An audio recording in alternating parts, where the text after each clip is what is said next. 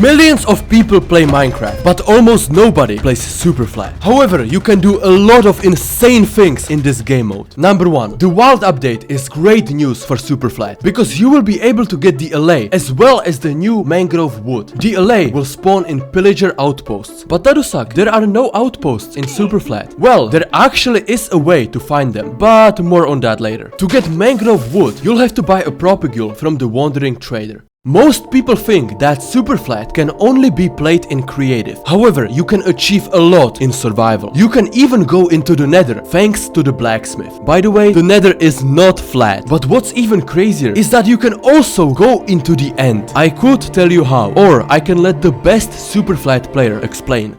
Swamp, go ahead. That's right, you can access the end, but people think it's not possible. This is the biggest Superflat myth. In 1.16.1, players found that strongholds naturally generate in new Superflat worlds. This discovery was extremely lucky because the Eyes of Ender didn't work at the time. However, this was removed in the very next update, until 1.18.2 brought back strongholds, and this time you can actually locate them using Eyes of Ender. There's a lot of mobs you can't get in Superflat. Most of them, like dolphins and foxes, are limited to certain biomes. The guardians are also impossible since there are no ocean monuments, and also the snow golem, as there's no way to get snow in Superflat. But there are 3 mobs that were accessible in the past but went extinct. Rabbits were removed in 1.9, squid were removed in 1.13, and axolotls were removed in 1.18. But this is still nothing compared to the facts later in the video. Slimes are the most common mob in all of Superflat, and also the most annoying one. However, in 2012, this was much worse. Slimes were literally everywhere. It was so bad that getting into a village was nearly impossible. Fortunately, in the next snapshot, Mojang reduced the spawn rates. By the way, we are so close to 100k, so please subscribe. It will make my day. Technically, Superflat is the oldest mode in the game, because the first version of Minecraft was just a flat world with grass and dirt. But Dadusak, what about the Superflat we have today? Well, in the update 1.1, the official game mode was released. That was more than 10 years ago. There were no iron golems, no jungle biome, no mine shafts, and no creative mode. This is super cool, but we're just getting started. There are 8 Superflat presets built into the game. The first gives you 230 layers of stone. The water world will spawn you in the middle of a deep ocean. The next preset is perhaps the friendliest, with plenty of trees, flowers, and lava pools. The Snowy Kingdom is for those who love igloos. The bottomless pit has cobblestone instead of bedrock. The desert preset gives us desert pyramids, but if you don't like them, choose the next one, which has nothing but sandstone. And lastly, my favorite, the void preset. In a normal Minecraft, netherite is the most valuable resource. However, that's not the case in Superflat. The rarest resource is diamonds. The only way to get diamonds is from looting chests. Perhaps the most efficient is exploring end cities, which have the highest chance of containing diamonds. Or you can trade with villagers for some diamond stuff. Number 9. In 2012, Mojang added Superflat customization, and we can have some fun with it. If you add a sapling layer, you will have a world that will try to eat you alive. You can even create a working TNT run in Superflat. But the coolest thing happens when you select the desert preset, remove every layer apart from sand, and dig straight down. This will create an endless wave of falling sand, and it will probably crash your computer. But there's still a lot more to go over, things that you've never heard of.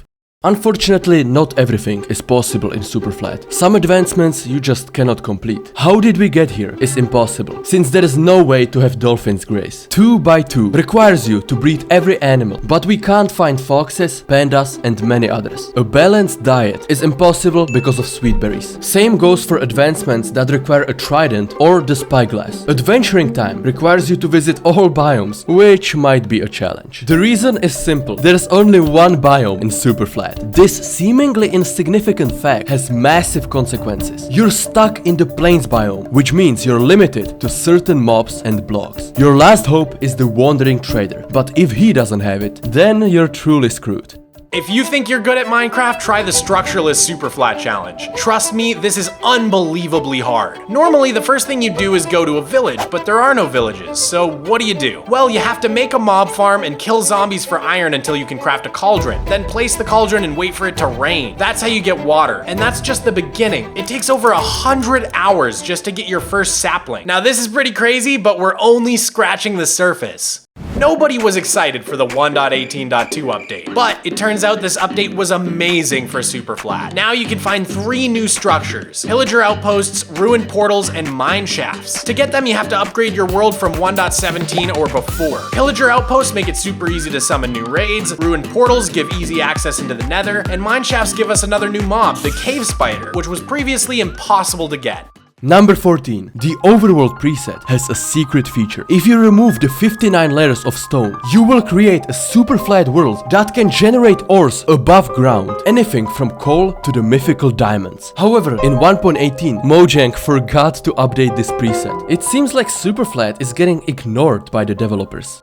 Getting the Blue Axolotl is already one of the rarest things in Minecraft, but in Superflat, this is 100 times more difficult. From 1.18, axolotls spawn exclusively in lush caves, so if you didn't get it before the update, you will have to work for it. Axolotls breed when you feed them a bucket of tropical fish. We get those from the Wandering Trader. However, the hardest part is yet to come, because only 1 in 12,000 axolotls will spawn as blue. It's tough to be a great builder in Superflat, since you need to build with what you have. For example, there is no way to get deep slate and tough. Prismarine type blocks are also unobtainable. You can't find bamboo, since there is no jungle. Conduits are also a no-no, as well as all these flowers. Speedrunning in Superflat might be easier than in normal worlds. That's because the strongholds always generate at the same coordinates. The first Superflat speedrun happened about a month ago, and it was from Illumina, who's probably the greatest speedrunner ever. It took him 49 minutes to beat the game, but that run was far from perfect, as he didn't know about the repeating strongholds. The current record stands at an impressive 1242. Number 18. The Wandering Trader doesn't have the best reputation. However, in Superflat, this one mob completely revolutionized the game. So much so that he's probably the most important mob after villagers. The Wandering Trader gives you access to all kinds of saplings, flowers, and even sand. When Superflat first came out, there was no spawn point. Every time you'd die, you would appear in a completely random place. As you can imagine, this was pretty annoying, especially because the terrain always looks the same. Before the height limit was raised, you would find clouds in the ground when playing on the Tunneler's Dream preset. That's because this preset has so many layers, and clouds in Minecraft always stay at the same height. Number 21. A few years ago, there was an insane glitch where you could combine 2 different terrain generations. Half of your screen could be the default preset and the other half could be an ocean. This bug was extremely rare, so only a few players found it. The mixed world is amazing. However, I've left the most insane facts for the end of the video. The origins of Superflat are actually really interesting. One day I messaged Jeb on Twitter and he said that the idea for a flat world came from Deadmau5's manager. If you don't know Deadmau5, he's a really famous Canadian DJ and also the owner of the coolest Minecraft skin ever. Jeb realized this idea had potential, and on the very next day, the new world type was announced. The number 1 enemy of Superflat players is the slime. Thankfully, there are a few ways to outsmart them. By walking diagonally and placing water, we can create a large area in which no slimes can spawn. But keep in mind that there are no sponges in Superflat, so removing the water might take a while. Another method you can try is digging these wide ditches around your base. I have to say, Mogswam's world is one of the most impressive things I've ever seen. He's been playing on it for over 10 years. His world has tons of houses, farms, monuments, and much more. The amount of detail that goes into these builds is mind-blowing. Before Mogswam, people didn't really care about Superflat, but he found a way to make it interesting. Obtaining resources in Superflat can be a nightmare, so people have come up with new farms to make this easier. Piglins allow you to easily access gravel, quartz, and obsidian. A drowned farm is great for getting copper, and the Wandering Trader farm is mainly for saplings and flowers. You heard that right. You can even farm Wandering Traders. But if you think this is interesting, wait until you see the next facts. Number 26. Superflat worlds are incredibly large. The volume is roughly 14.4 million cubic meters. But when you compare that to the volume of Earth, it seems like nothing. The amount of blocks in a single Superflat world is this stupidly large number.